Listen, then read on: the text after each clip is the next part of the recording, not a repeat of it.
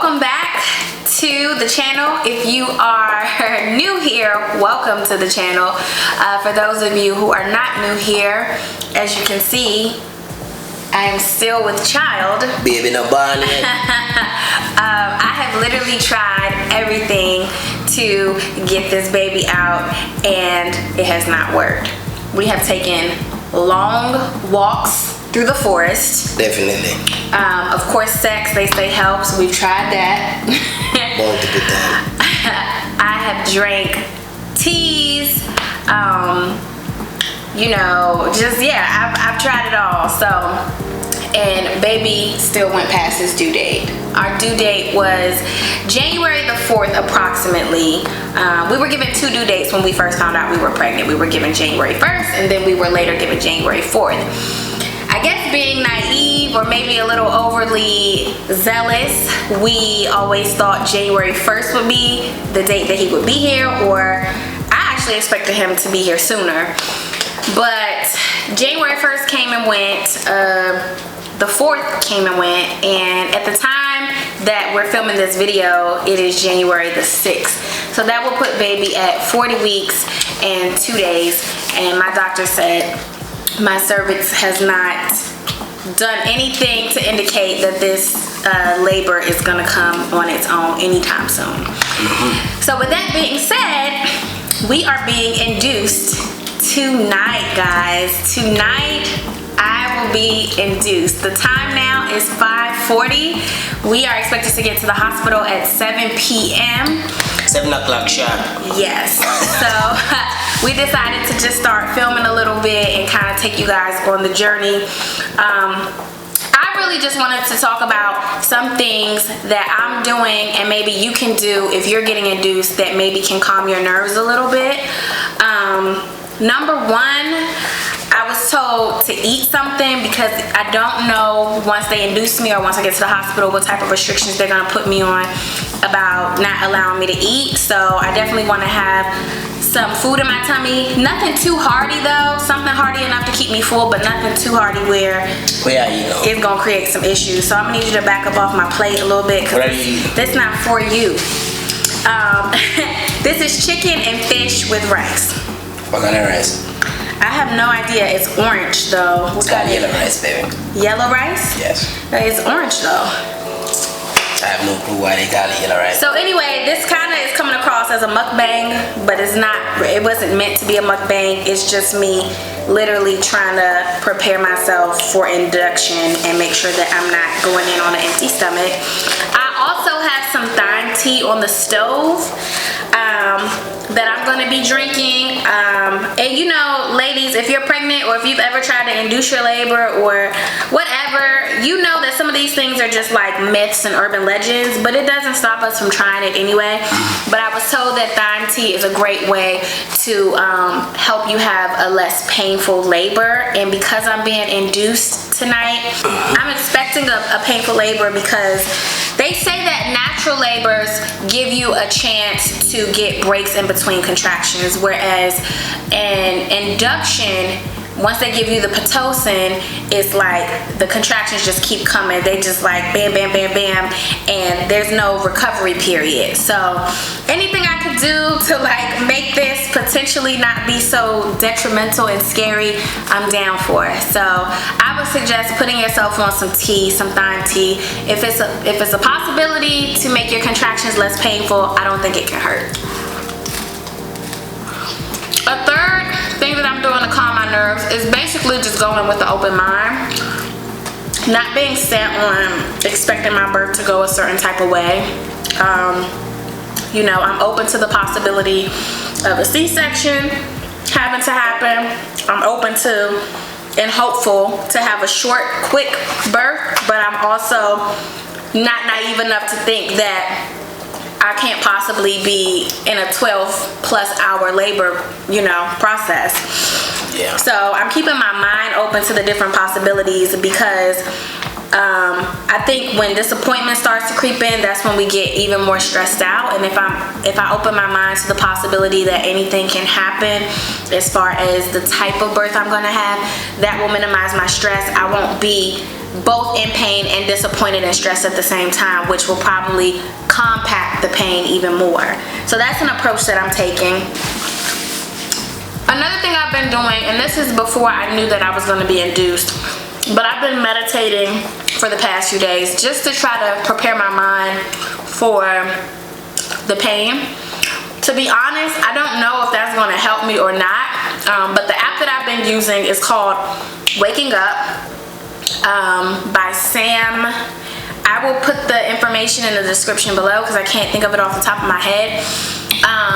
And what the app is supposed to help you do is just to be more mindful of your thoughts and kind of separate yourself from external things that are going on around you. To be honest, I don't know how well that's going to work for me, especially since I have a difficult time understanding some of his theories. But I would say it is worth a try, because every time I would cut the app on, I noticed that I felt calmer, I felt more balanced, more at peace. And it may be something that you want to try right before you're induced. It might help you. I'm definitely going to listen to my app before they throw me in that torture chamber. And I think I call it torture chamber. I mean, that's what I would think it's called. That's what they should call it. It's helpful that I have my partner here as well, aka my husband.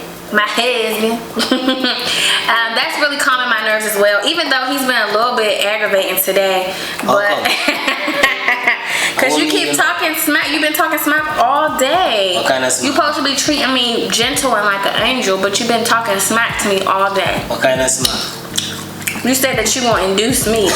No, that give me a problem. Sometimes, you know it is. So, you know, my husband, thankfully, he was able to take some time off from work, and he's been here with me. He's had some time to also distress and get ready mentally, emotionally, physically to care for me and baby. And it's really comforting to know that he's by my side. So I would say definitely have your support person on deck, whether that's your husband, a bestie, your mama, your daddy, whoever it is, especially if you know that you're being induced. Having your support person by your side to kind of take every step with you along the way is going to be super helpful for your emotional well-being.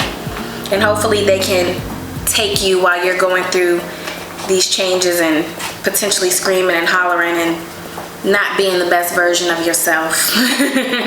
Hopefully you still love me after this, because I don't know what type of person I'm going to be in that type of moment of pain. We get a pause for the next 12 hours, yeah. Also, something else that I think is helping me to keep my nerves calm is just prepare mentally for pain. You know, I have prayed for a painless birth. I don't know, you know, how that works. I've never heard anybody say that they've had a painless birth, but I think people do that. But some people, you do get some people that say, oh, it wasn't so bad, or, you know, and I don't know if they've been induced or if they had natural labors, which again, natural labors are supposed to be easier.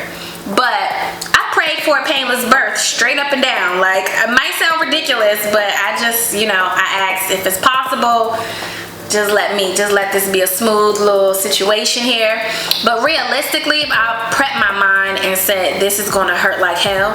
And by doing that, and it's actually been scientifically proven that by preparing your brain for pain, your body kicks into gear to better deal with the pain. So it's almost like your body releases chemicals, pain relievers almost, to prepare you to deal with the pain once you start telling your brain that pain is coming. So I would say, instead of being in denial about it, like even if you've prayed for a painless birth, don't be naive and just say, all right, so I'm good now. No, prepare your brain for it, and that might help. And of course, ladies, I can only tell you after my baby is here if any of this made a difference at all.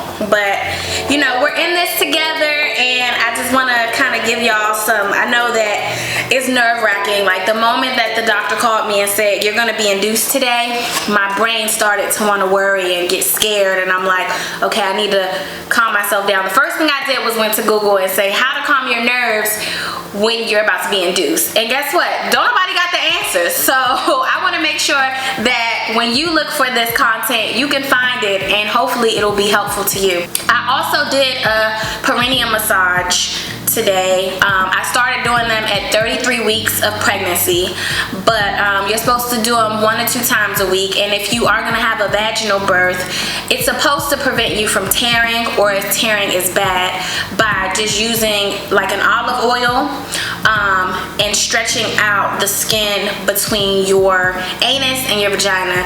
It's supposed to better prepare that area so that it doesn't tear.